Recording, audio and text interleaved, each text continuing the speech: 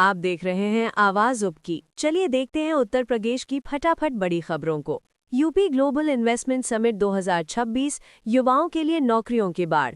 लखनऊ में आज से शुरू हुए ग्लोबल इन्वेस्टमेंट समिट के पहले दिन उत्तर प्रदेश सरकार ने 5 लाख करोड़ के नए समझौतों पर हस्ताक्षर किए हैं। ये सिर्फ आंकड़े नहीं है, ये आपके घर के शिक्षित बेरोजगार युवाओं के लिए रोजगार का एक नया द्वार है। आईटी और मैन्युफैक्चरिंग सेक्टर में आने वाला ये निवेश अगले 2 सालों में यूपी के युवाओं को अपने ही राज्य में काम करने का मौका देगा। अब पलायन की मजबूरी खत्म होने वाली है। बिजली बिलों में बड़ी राहत, स्मार्ट मीटर का नया नियम। उत्तर प्रदेश पावर कॉर्पोरेशन ने आज से पूरे राज्य में एक नया टैरिफ प्लान लागू किया है। अब जिन घरों में स्मार्ट मीटर लगे हैं, उन्हें रात 11 बजे से सुबह 5 बजे के बीच बिजली इस्तेमाल करने पर 20% की छूट मिलेगी। इसे टाइम ऑफ डे टैरिफ कहा जा रहा है। विश्लेषण ये है कि अगर आप भारी बिजली उपकरण रात में इस्तेमाल करते हैं, तो आपका मासिक बिल सीधे तौर पर 15 से 20% तक कम हो सकता है।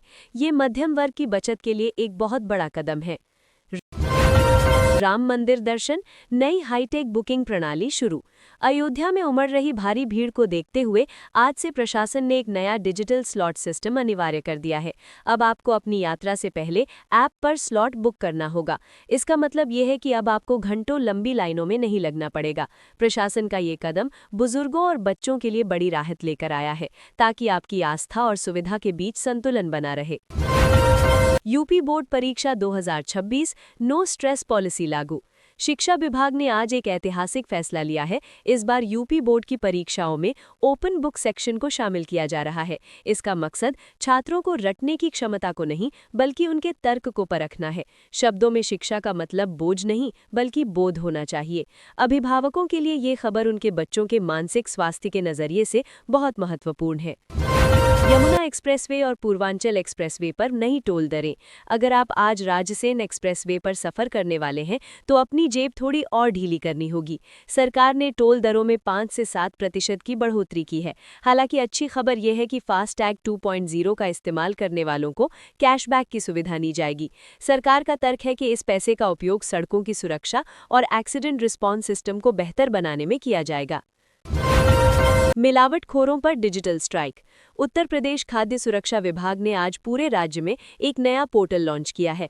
अब आप अपने मोबाइल से ही किसी भी खाने के सामान की शुद्धता की जांच के लिए सैंपल की रिपोर्ट मंगवा सकते हैं। ये खबर सीधे आपकी सेहत और आपके बच्चों की थाली से जुड़ी है। मिलावटखोरों के लिए अब बचना नामुमकिन होगा, क्योंकि जनता अब जागरूक और डिजिटल रूप से सशक्त हो रही है। ग्रामीण यूपी के लिए मुख्यमंत्री आवास योजना का विस्तार।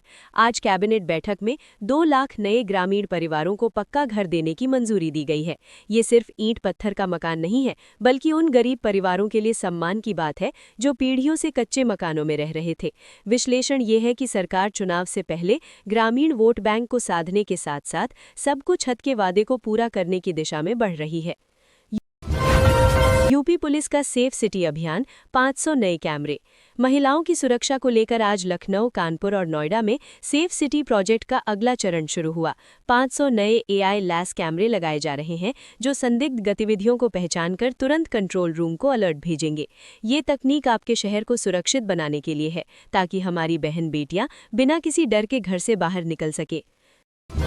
स्वास्थ्य क्रांति, हर जिले में टेलीमेडिसिन केंद्र।